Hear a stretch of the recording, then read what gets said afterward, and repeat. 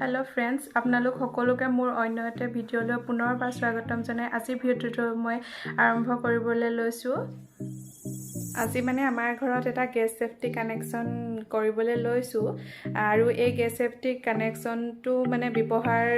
কৰিলে কি সুবিধা হয় তাৰ ওপৰত দুআষাৰ ক'বৰ কাৰণে মানে আমাৰ ঘৰৰে ওচৰৰে এজন ব্যক্তি মোৰ লগত আছে তেওঁৰ নাম শ্ৰী জুন দুৱাৰা তেওঁৰ মুখৰে শুনো আহকচোন এই গেছ সেফটিটো ব্যৱহাৰ কৰিলে কি লাভ হয় মোৰ ওচৰতে আছে তেওঁ এই ব্যক্তিজন আহক আমি তেওঁৰ লগত চিনাকি হওঁ নমস্কাৰ মোৰ নাম শ্ৰী জুন দুৱাৰা মই যিটো কোম্পানীত কাম কৰি আছো কিষাণ জেন অ'পিচি প্ৰাইভেট লিমিটেড আৰু ইয়াত কাম কৰা মোৰ প্ৰায় ফেব্ৰুৱাৰী 3 তাৰিখৰ পৰা কাম কৰি আছো আৰু মোৰ নিজৰ ওচৰৰ অঞ্চলতে মই 250তকৈ ওপৰত ইয়াৰ গেছ সেফটি লগাইছোঁ মানুহৰ ঘৰত আৰু গেছ সেফটিটো ব্যৱহাৰ কৰিলে প্ৰথমতে কি লাভ হয় মই তাৰ বিষয়ে দুআষাৰ আপোনালোকক জনাব লৈছোঁ আৰু ইয়াৰ এক নম্বৰ আপোনালোকৰ লাভজনক হ'ব কি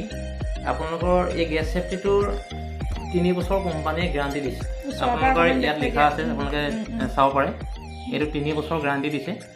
আৰু 3 বছৰত আমি এঘৰ মানুহে কিমানবাৰ গেছ জ্বলাওঁ নাই কমেও 20 বাৰ গেছ লগাওঁ আৰু 20 বাৰ গেছ লগাওঁতে এই যেতিয়া এই সেফটিটো আমি ব্যৱহাৰ কৰোঁ নহয় প্ৰত্যেক বাৰতে আপোনালোকৰ 10 দিন 15 দিনকৈ গেছটো বেছি দিন যাব আৰু আমি মিনিমাম ধৰক 3 বছৰত যদি 20 বাৰ আমি গেছ ভৰাওঁ প্ৰত্যেক বাৰতে যদি 10 দিনকৈ ৰাখি হয় আপোনাৰ 10-20 200 দিন গেছটো বেছি দিন যাব আৰু 200 দিনত আমাৰ ধৰক এঘৰ মানুহে 4 বাৰ গেছ ভৰাব পাৰিব আৰু 4 বাৰ গেছ ভৰালে আমাৰ ধৰক আজিকালি গেছৰ দাম আপোনাৰ 1100-1200 টকা হ'ল আৰু 4 বাৰ যদি আমি গেছটো ৰাখি পাওঁ 1000কে ধৰিলেও আমি 4000 টকা এই গেছ সেফটিটোৰ পৰা আমি পইচা হিচাপে ৰাখি কৰিব পাৰোঁ আৰু এই বস্তুটো এক নম্বৰ ধৰক আমি পইচা হিচাপে যিটো ৰাখি কৰিব পাৰোঁ আৰু লগতে 2 নম্বৰ আমাৰ বেনিফিট হ'ব যিকোনো দুৰ্ঘটনাৰ পৰা আমি এই বস্তুটোৱে আমাক ৰক্ষণাবেক্ষণ দিব এতিয়া ঘৰত মানে সৰু ল'ৰা ছোৱালী আছে তেওঁলোকৰ কাৰণে এইটো বেছি সুবিধাজনক হয় বাৰু সৰু ল'ৰা ছোৱালীৰ পৰাও এটা প্ৰটেকশ্যন হৈ পাব আৰু যিটো ধৰক দুৰ্ঘটনাৰ পৰা ই ৰক্ষা কৰিব ই কেনেধৰণে ৰক্ষা কৰিব এতিয়া ধৰক আমি অকস্মাত আমি যেতিয়া চাহ বা গাখীৰ গেছত পগাওঁ আমি আলহী তুলহী আহিলে লগালগ আমি কথা পতা ব্যস্ত হৈ পৰোঁ কথা পতা যেতিয়া আমি ব্যস্ত হৈ পৰোঁ ভিতৰৰ গেছটো কেতিয়াবা জ্বলি থাকিলেও আমি হঠাতে পাহৰি যাওঁ তেতিয়া গেছটো আমাৰ ধৰক লিকেজ হৈ গৈ থাকে যদি এটা বন্ধ ৰুমত সেই বস্তুটো লিকেজ হৈ গৈ থাকে গেছ সেফটিটো গেছটো লিকেজ হৈ যোৱাৰ লগে লগে তাত যদি কেনেবাকৈ আমি কাৰেণ্টৰ চুইচ দিওঁ তাত স্পাৰ্ক কৰি সেই গেছটো দুৰ্ঘটনা হ'ব পাৰে আৰু লগতে ওচৰতে যদি ধূপ লগোৱা থাকে বা চাকি জ্বলোৱা থাকে তেতিয়াও দুৰ্ঘটনা হ'ব পাৰে কিন্তু এই গেছ সেফটিটো যদি লগাই থোৱা থাকে আপোনাৰ এইটো বস্তু অট'কাট ছিষ্টেম হৈ যাব আৰু লগতে মানে এই দুৰ্ঘটনাৰ পৰা ৰক্ষা পাব পাৰিব গেছ সেফটিটো কেনেদৰে মানে গেছৰ লগত কানেকশ্যন কৰিব তেওঁ আমাক এতিয়া দেখুৱাই দিব মানে তেওঁ এয়া উলিয়াই লৈছে আৰু কানেকশ্যনটো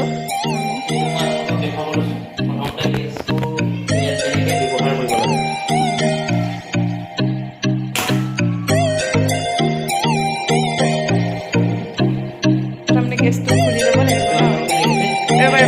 ভালকৈ দেখা পোৱা নাই এইটো প্ৰথমতে তললৈ ডাউন কৰি ল'ব লাগিব চুইচটো আৰু এইটো দেখিছে আপুনি এনেকৈ বস্তুটো লগাই এইটো হেঁচি দিয়াৰ লগে লগে টানি চাব লাগে বস্তুটো তাত খাইছেনে নাই এতিয়া বস্তুটো সম্পূৰ্ণ টানিলে ওলাই অহা নাই আৰু তাৰপিছত এই ৰেগুলেটৰটো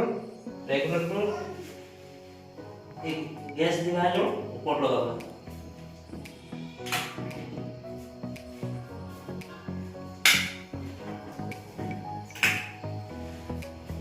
হৈ গ'ল নেকি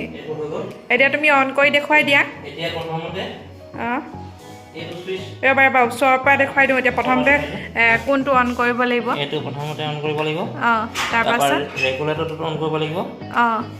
তাৰপিছত এইটো পেষ্ট কৰিব লাগিব হয়নে কৰাৰ লগে লগে ডাইৰেক্ট বানা লৈ যায় কিন্তু এতিয়া গেছ সেফটিটো ব্যৱহাৰ কৰিলে কি কৰিব লাগিব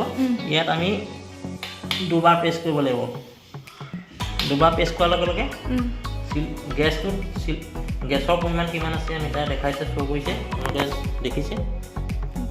এইটো গেছটোৰ ভিতৰত কিমান আমাৰ গেছৰ পৰিমাণ আছে ইয়াত মিটাৰে শ্ব' কৰিছে আৰু ইয়াত যেতিয়া দুবাৰ পিটিকাৰ লগে লগে তালৈ ছাপ্লাই হ'ব তাত যেতিয়া চুইচ অন কৰা হ'ব এতিয়া লাহেকৈ বাৰ্ণাৰখনত অন কৰিলোঁ অন কৰাৰ লগে লগে ইয়াত গেছটো জ্বলি আছে যেতিয়া লাগি থাকে আৰু আৰু গেছটো যেতিয়া ইয়ালৈ আহি থাকে আৰু লাহে লাহে যদি বিয়পিবলৈ আৰম্ভ কৰে তেতিয়া সৰু ল'ৰা ছোৱালীয়ে অকস্মাত যদি মেচ এটা লগাই দিয়ে তেতিয়া কি হ'ব ব্লাষ্ট হোৱাৰ ভয় হৈ থাকে। কিন্তু এতিয়া গেছ চেফটিটো তাত যেতিয়া ব্যৱহাৰ হৈ আছে তেতিয়া আপোনালোকে চাব ইয়াত এতিয়া নাইকমেও আমি 10 মিনিট হৈ গ'ল তাত অন হৈ আছে আৰু বাৰ্ণাৰটো অন হৈ আছে। ব্যৱহাৰ কৰিলে আপোনালোকে প্ৰথমতে কি লাভ হ'ব গেছ চেফটিটো যেতিয়া তাত দুবাৰ আমি প্ৰেছ কৰাৰ লগে লগে ইয়ালৈ কানেকশ্যনটো আহি থাকিলোঁ জুইটো ওচৰৰ পৰা টানি ল'লে আৰু তাৰ মই বস্তুটো দেখাবলৈ গৈছোঁ।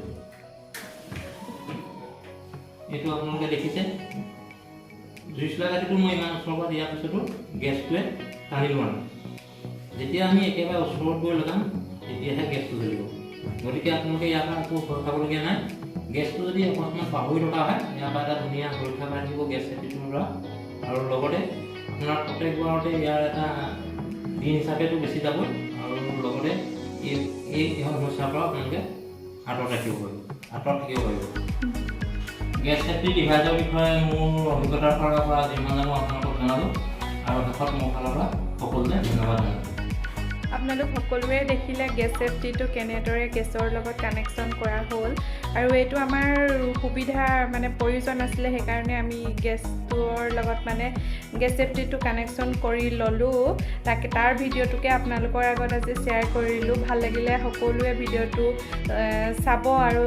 শ্বেয়াৰ কৰিব, লাইক কৰিব আৰু মোৰ ভিডিঅ'বোৰ ছাবস্ক্ৰাইব কৰিব দিব যাতে আহিবলগীয়া ভিডিঅ'বোৰৰ ন'টিফিকেশ্যনবোৰ পাই থাকে। ভিডিঅ'টো আজিলৈ ইমানতে সামৰোঁ। সকলোলৈকে মোৰ ভিডিঅ'টো চোৱাৰ বাবে পুনৰবাৰ ধন্যবাদ জনাই ভিডিঅ'টো ইমানতে সামৰোঁ।